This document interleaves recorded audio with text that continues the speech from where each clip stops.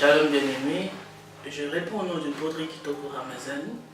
Je suis dans la joie de m'entretenir avec vous et cette émission s'appelle Any Generation qui veut tout simplement dire toute génération en Christ et pour Christ. Avant de commencer, j'aimerais vous souhaiter une très bonne année et mes meilleurs vœux. Je bénis Dieu parce qu'il a permis que nous puissions vivre cette nouvelle année. Cela veut dire qu'il a un plan merveilleux pour nous. Le but de cette émission, c'est partager la parole de Dieu avec vous, connaître le temps, les saisons, connaître la volonté de Dieu dans chaque chose que nous entreprenons dans notre vie courante. Et j'aimerais d'abord vous dire que l'émission sera transmise hebdomadairement sur notre chaîne YouTube Any Generation for Christ. Oui. Pour aujourd'hui, Dieu nous a mis à cœur de partager avec vous ces messages. Et le thème de ce message s'intitule Invitation. J'aimerais d'abord que nous puissions voir la définition de ce mot qui est invitation. Selon les dictionnaires, invitation veut dire action d'inviter. La lettre, le billet, le carton que l'on fait parvenir pour inviter. Pourquoi nous avons choisi ces thèmes?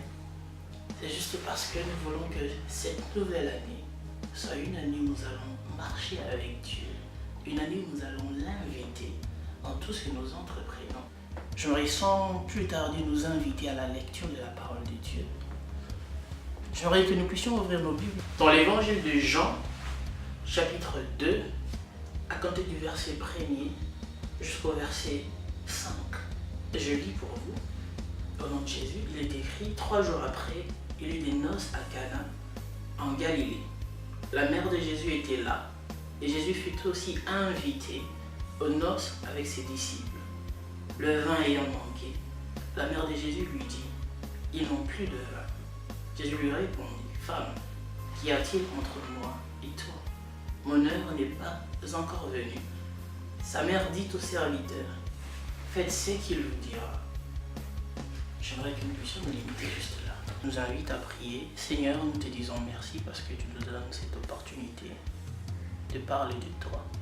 Laisse que cette parole puisse aider mon frère. Laisse que cette parole puisse nous attacher à toi, puisse nous révéler ta connaissance, puisse nous révéler ta volonté. Au nom de Jésus-Christ.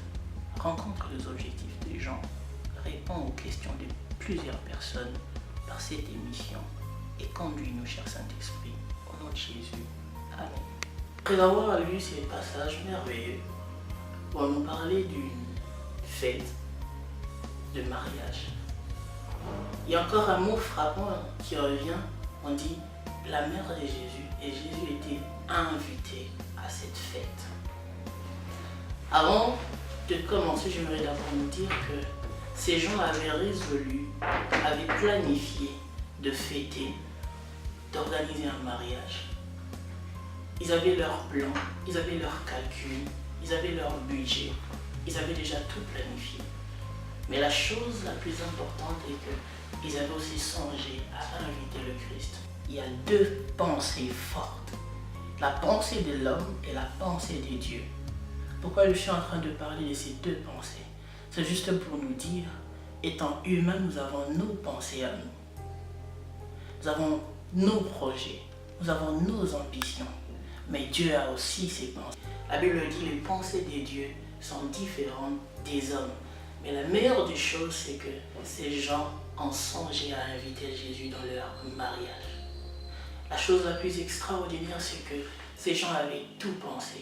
Ils avaient tout prévu, sauf le manque du vin. Ils ne savaient pas qu'ils pouvaient faire face à une pénurie de vin. La Bible nous fait voir ici qu'ils ont manqué le vin. Mais la chose la plus extraordinaire, c'est qu'ils n'avaient pas manqué Jésus, ils avaient invité Jésus. C'est comme toi dans ta vie, cette année tu as des pensées, tu as des projets, tu as des ambitions. Mais j'aimerais te dire que tu ne peux pas tout contrôler. Tu ne sais pas de quoi sera fait le lendemain. Mais la chose la plus importante que j'aimerais que tu fasses, c'est d'inviter le Seigneur comme ces gens avaient invité les seigneurs. Dans le livre de Genèse, le chapitre 18, à partir du verset 3 jusqu'au verset 10, on nous conte une merveilleuse histoire. C'est l'histoire d'Abraham qui était assis et il contemplait la nature, je peux dire, le paysage. Et il a vu 3 hommes venir. Et il s'est juste pas posé de questions. Qui sont ces hommes? Qu'est-ce qu'ils veulent? La première initiative, c'était d'accueillir ces hommes. Or, c'était Dieu. En l'ayant invité, il s'est passé quelque chose d'extraordinaire. Il était en manque d'un héritier. Mais quand il a invité Dieu dans sa tente, Dieu l'a pourvu d'un enfant. Il lui a donné l'héritier de ses biens. J'aimerais te dire, en cette nouvelle année, si tu te résous, si tu prends la résolution d'inviter Dieu, il fera en sorte que là où tu es en manque, que quelque chose de nouveau puisse venir dans ta vie. Ces gens qui étaient en manque de vin, à cause de la présence de Jésus, parce qu'ils avaient invité Jésus dans leur fête, le vin était pourvu. Abraham qui n'avait pas un enfant, il n'avait pas un héritier, à cause de l'invitation de Dieu dans sa tente, le Dieu qui fait de miracles a dit, à cette même époque, tu auras un fils. J'aimerais te dire simplement que tes pensées peuvent être bonnes, mais sans l'invitation du Christ, ce n'est pas possible que tu puisses réaliser tout en parfaite harmonie. J'aimerais encore nous dire que beaucoup de personnes se disent, est-ce que Dieu a réellement besoin que je l'invite dans ma vie? Est-ce qu'il est nécessaire d'inviter Dieu dans ma vie? Ou d'autres se posent la question, comment je peux faire pour inviter Dieu dans ma vie? Comment on fait? Quelle est la formule? Est-ce que c'est nécessaire? La réponse est, c'est vraiment nécessaire. C'est important. Pourquoi je parle de l'invitation? Le Dieu que nous connaissons, le Dieu que nous appelons Père, le Dieu que nous servons, c'est un Dieu poli. Il ne vient pas brutalement. Il dit dans sa parole, je me tiens à la porte et je frappe. Cela veut dire qu'il attend que tu puisses l'inviter, accepter d'ouvrir ta porte, accepter d'ouvrir, de lui laisser entrer dans ta vie. Voilà pourquoi il m'envoie te dire, laisse-le entrer dans ta vie pour qu'il apporte des solutions à tes problèmes. J'aimerais encore que nous puissions lire la parole de Dieu dans le livre de 2 Rois, chapitre 4, à partir du verset 8 jusqu'au verset 16. On nous parle d'une histoire de la Sunamite. Cette femme-là avait eu l'initiative d'inviter le prophète dans sa maison. Mais quelque chose d'extraordinaire s'est produit. Cette femme n'avait pas d'enfant. Elle était en manque. Mais parce qu'elle a invité l'homme de Dieu dans sa maison. Cela veut tout simplement dire qu'en invitant l'homme de Dieu dans ta maison, c'est aussi inviter Christ dans ta vie.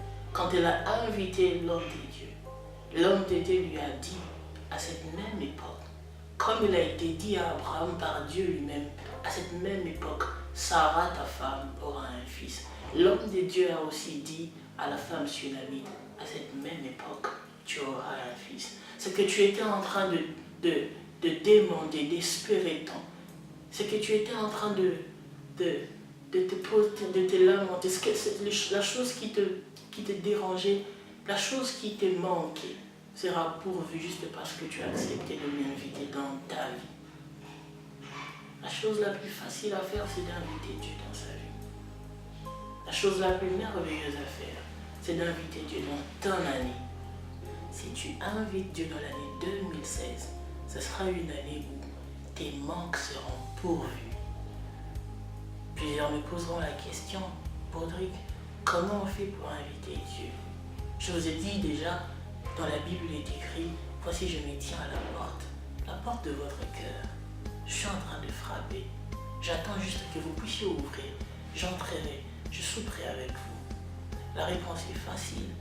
On va trouver cette réponse ensemble avec vous dans les livres de Romains chapitre 10, le verset 9 jusqu'au verset 10. J'aimerais lire pour vous parce que c'est extraordinaire. Le jour où j'ai découvert ces versets, ma vie avait changé. J'aimerais lire avec vous. Romains chapitre 10, le verset 9 au verset 10. La Bible dit, si tu confesses de ta bouche le Seigneur Jésus, et si tu crois dans ton cœur que Dieu l'a ressuscité des morts, tu seras sauvé. Car c'est en croyant du cœur qu'on parvient à la justice. Et c'est en confessant de la bouche qu'on parvient au salut, selon ce que dit l'Écriture. Je suis en train de dire que c'est facile d'inviter Jésus. Et Romains chapitre 10, le verset 9 à 10, vient nous montrer clairement comment on le fait. C'est en croyant du cœur, en confessant par ta bouche, que tu pourras inviter Jésus dans ta vie. Plusieurs personnes se disent, est-ce qu'il va venir réellement? Oui, quand tu crois du fond de ton cœur, quand tu confesses avec ta bouche que le Jésus que nous connaissons est le Seigneur, est capable de faire quelque chose dans ta vie. Quand tu lui donnes ta vie, c'est alors que tu lui donnes l'invitation, c'est alors que tu lui donnes accès à ta vie, c'est alors qu'il peut entrer, qu'il peut commencer à opérer. Nous avons lu 3 merveilleux passages. Le premier passage s'est trouvé dans Jean chapitre 2, à partir du verset 2 jusqu'au verset 5. Le second passage se trouve dans Genèse chapitre 18, à partir du verset 3 jusqu'au verset 10. Et le troisième, c'est dans Romains chapitre, dans 2 Rois, chapitre 4, verset 8 à 16. Dans ces 3 passages, on nous montre 3 personnes différentes qui étaient en manque de quelque chose. Dans Jean, ils avaient manqué du vin. Dans le livre de Genèse, Abraham n'avait pas un héritier. Et dans le livre de Rois, la Sunamite n'avait pas un enfant. Je ne sais pas ce que toi tu manques. Je ne sais pas s'il y a quelque chose que tu es en train de chercher désespérément. Mais j'aimerais te dire que la solution, la voie par excellence, qui pourra te donner ce dont tu es en train de manquer, c'est Jésus. Il faut faire comme ces gens. À la fête de Cana, aux noces de Cana, ils ont invité Jésus et ils avaient le vin. Dans l'histoire de la femme sunamite, elle a invité l'homme de Dieu et elle a eu le fils. Et dans l'histoire de Genèse, Abraham a invité Jésus, a invité Dieu dans sa maison et il a eu Isaac. J'aimerais aussi te rassurer qu'en invitant Jésus, il fera pour toi comme il a fait pour ces 3 personnes. Il va t'apporter ce dont tu es en manque. Si ce sont les études qui te manquent, si c'est l'argent, si c'est la paix, si c'est la délivrance, la guérison, si c'est l'intelligence, je ne sais pas ce dont tu es en manque, mais ce dont je suis sûr, c'est que Jésus est capable de te l'apporter par ses serviteurs, par ta prière. Si tu ne peux pas aller voir un homme de Dieu, tu peux faire une courte prière que j'aimerais que tu fasses avec tant de conviction, parce qu'il est écrit dans Romains, si tu crois de tout ton cœur.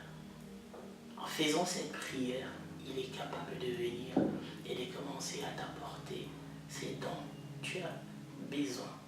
Pour ceux qui sont touchés par ces messages, j'aimerais que nous puissions prier afin d'inviter Dieu dans cette nouvelle année qui commence, l'inviter dans nos affaires, l'inviter dans nos études, l'inviter dans nos projets, l'inviter dans nos mariages, l'inviter dans toutes nos entreprises.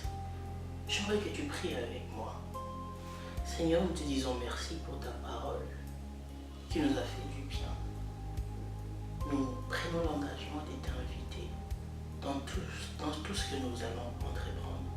Nous t'invitons dans nos études, nous t'invitons dans notre vie, nous t'invitons dans chaque chose.